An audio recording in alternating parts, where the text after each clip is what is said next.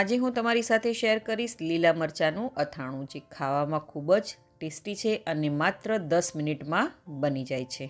આ ઇન્સ્ટન્ટ અથાણાને તમે શાક રોટલી સાથે, થેપલા સાથે અથવા તો દાળ ભાત સાથે સર્વ કરી શકો છો અને તમે એને એકવાર બનાવીને 2 મહિના સુધી ફ્રીઝમાં સ્ટોર કરી શકો છો.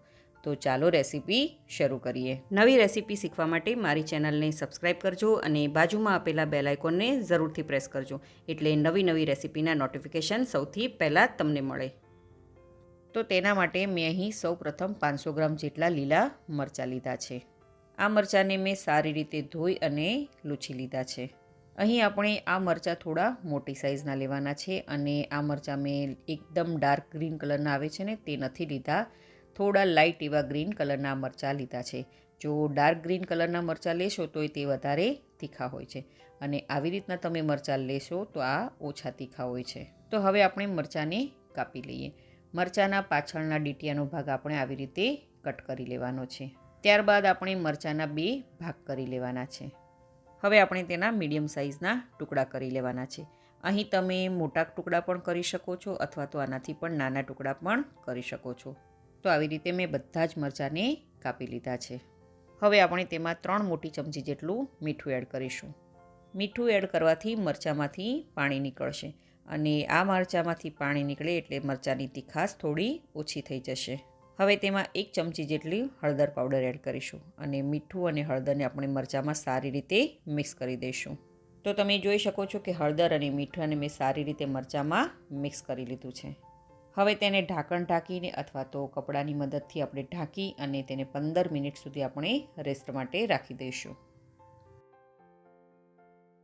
તો લગભગ 15 મિનિટ થઈ ગઈ છે અને તમે જોઈ શકો છો કે મરચાંમાંથી આવી રીતે પાણી નીકળી રહ્યું છે. હવે આ બધા જ મરચાંને આપણે કાણાવાળી ચાળણીમાં ટ્રાન્સફર કરી લઈશું. તેનાથી જે એક્સ્ટ્રા પાણી પણ મરચાંમાં હશે તે પણ નીકળી જશે. અને આ મરચાંને આપણે ખુલ્લા જ રહેવા દેવાના છે અને તે પણ પંખા નીચે. જ્યાં સુધી આપણા મરચાં રેસ્ટ કરે છે ત્યાં સુધી આપણે મસાલો બનાવી લઈએ. તેના માટે મીડિયમ ગેસની ફ્લેમ પર આપણે એક પેન રાખી દઈશું અને તેમાં અડધો કપ જેટલા રાઈના કુરિયા એડ કરીશું. તેની સાથે આપણે 2 ટેબલસ્પૂન જેટલા મેથીના પણ કુરિયા એડ કરી દઈશું. 2 ટેબલસ્પૂન જેટલી વરિયાળી અને આ બધી જ વસ્તુને સારી રીતે આપણે લો ગેસની ફ્લેમ પર શેકી લઈશું. તેનાથી આ બંને કુરિયામાં એટલે કે રાઈના કુરિયામાં અને મેથીના કુરિયામાં હલકો એવો મોઇશ્ચરનો ભાગ હોય તે નીકળી જાય અને જ્યાં સુધી ધીમી એટલે કે હલકી સુગંધ ના આવવા લાગે ત્યાં સુધી આપણે તેને શેકી લેવાનું છે. તો તમે જોઈ શકો છો કે આપણા બંને કુરિયા સારી રીતે શેકાઈ ગયા છે. હવે આપણે તેને એક પ્લેટમાં કાઢી લઈશું અને આને એકદમ ઠંડા થવા દઈશું. હવે ફરીથી આપણે તે જ પેનમાં 1.5 ટેબલસ્પૂન જેટલું મીઠું એડ કરીશું અને તેને લો ગેસની ફ્લેમ પર આપણે સારી રીતે શેકી લઈશું. તેનાથી મીઠામાં પણ જે હલકો એવો મોઇશ્ચરનો ભાગ હોય તે નીકળી જાય. કોઈ પણ તમે ઇન્સ્ટન્ટ અથાણું બનાવો તો તેમાં મીઠું છે તે તમે હંમેશા શેકીને જ નાખજો. તમારું અથાણું ક્યારેય પણ ખરાબ નહીં થાય.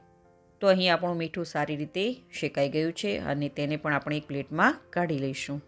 હવે આપણે એક મિક્સર જાર લઈશું અને તેમાં આપણે જે રાઈના કુરિયા અને મેથીના કુરિયા રોસ્ટ કરીને રાખ્યા હતા તે આમાં એડ કરી દઈશું. હવે મિક્સર જારનું ઢાંકણ બંધ કરીને આપણે તેને પીસી લેવાનું છે. આ મસાલાને આપણે કરકરો પીસવાનો છે અને મસાલાને આપણે પલ્સ મોડ પર એટલે કે મિક્સરને ચાલુ બંધ કરીને પીસી લેવાનો છે. તો તમે જોઈ શકો છો કે મસાલાને મેં સારી રીતે કરકરો પીસી લીધો છે. બસ આ રીતનું આપણે ટેક્સચર મસાલાનું જોઈએ. હવે આપણે નેક્સ્ટ પ્રોસેસમાં જઈએ. હવે મીડિયમ ગેસની ફ્લેમ પર આપણે એક પેન રાખી દઈશું અને તેમાં અડધો કપ જેટલું તેલ એડ કરીશું. અહીં મેં સિંગ તેલનો ઉપયોગ કર્યો છે. તમે અહીં સરસિયાના તેલનો પણ ઉપયોગ કરી શકો છો અથવા તો તમે કોઈ પણ તેલ ખાતા હોય તમે તે તેલનો ઉપયોગ કરીને આ અથાણું બનાવી શકો છો. પરંતુ મને પર્સનલી કહું તો સિંગ તેલમાં જ આ અથાણું સારું લાગે છે. આ તેલને આપણે ધુમાડો નીકળે તેટલું ગરમ કરી લેવાનું છે. તો તમે જોઈ શકો છો કે તેલ આપણું સારી રીતે ધુમાડા નીકળે એટલું ગરમ થઈ ગયું છે. હવે આપણે ગેસને બંધ કરી દઈશું અને તેને 1 થી 2 મિનિટ સુધી ઠંડુ થવા દઈશું. તો 2 મિનિટ જેટલો સમય થઈ ગયો છે અને તેલ હલકું એવું ઠંડુ થયું છે. હવે આપણે તેમાં 1 ટીસ્પૂન જેટલી હિંગ એડ કરીશું અને આપણે જે કરકરો મસાલો પીસીને રેડી કરી રાખ્યો હતો તે બધો જ મસાલો આ તેલમાં એડ કરી દઈશું અને તેની સાથે આપણે 1 ટીસ્પૂન જેટલી હળદર પાવડર પણ એડ કરી લઈશું અને આ બધી જ વસ્તુને સારી રીતે મિક્સ કરી દઈશું. અહીં આપણે ગેસને ચાલુ નથી કરવાનું કારણ કે તેલ આપણું ઓલરેડી ગરમ જ છે અને આ બધા જ મસાલા ગરમ તેલમાં સારી રીતે શેકાઈ જશે. જો વધારે પડતા ગરમ તેલમાં આપણે આ મસાલા એડ કરીશું તો બધા જ મસાલા છે તે કાળા પડી જશે અને તમારું અથાણું કડવું લાગશે. તો તમે જોઈ શકો છો કે મસાલા આપણા સારી રીતે શેકાઈ ગયા છે. હવે તેને આપણે બિલકુલ ઠંડા થવા દઈશું. તો અહીં લગભગ 5 મિનિટ જેટલો સમય થઈ ગયો છે અને મસાલા આપણા બિલકુલ ઠંડા થઈ ગયા છે. હવે આપણે તેમાં જે મીઠું આપણે શેકીને રાખ્યું હતું તે બધું જ મીઠું આમાં એડ કરી દઈશું અને મસાલામાં સારી રીતે તેને મિક્સ કરી દઈશું. અહીં જો તમને મીઠું ઓછું લાગે તો તમે ટેસ્ટ પ્રમાણે તમે મીઠું એડ કરી શકો છો, પરંતુ મીઠાને આપણે શેકીને એડ કરવાનું છે, તો એ વાતનું તમારે ખાસ ધ્યાન રાખવાનું. તો અહીં તમે જુઓ મરચાં એવા આપણા હલકા એવા સુકાઈ ગયા છે. હવે આ બધા જ મસાલાને આપણે મરચાંમાં એડ કરી દઈશું અને આ મસાલા સાથે મરચાંને સારી રીતે મિક્સ કરી દઈશું. હવે લાસ્ટમાં આપણે એડ કરીશું 1 ટેબલ સ્પૂન જેટલો લીંબુનો રસ. આ લીંબુનો રસ મરચાંના અથાણામાં પ્રિઝર્વેટિવનું કામ કરે છે. લીંબુના રસને મરચાંના અથાણામાં સારી રીતે મિક્સ કરી દઈશું. લીંબુનો રસ મરચાંના અથાણામાં એડ કરવાથી તેમાં થોડી એવી ખટાશ આવે છે અને મરચાંનું અથાણું ખરાબ પણ નથી થતું. તો તમે જોઈ શકો છો કે આપણા લીલા મરચાંનું ઇન્સ્ટન્ટ અથાણું રેડી થઈ ગયું છે. હવે આપણે તેને એક એરટાઇટ કાચની બોટલમાં ભરી લઈશું. આ મરચાંના અથાણાને તમે ફ્રીઝમાં 1 થી 2 મહિના સુધી સ્ટોર કરી શકો છો. તો આ ઇન્સ્ટન્ટ મરચાંના અથાણાને એટલે કે રાયતા મરચાંને તમે પરોઠા સાથે અથવા તો શાક રોટલી, દાળ ભાત, ચા ભાખરી સાથે પણ સર્વ કરી શકો છો. તમે આ રેસીપીને એકવાર જરૂરથી ટ્રાય કરજો.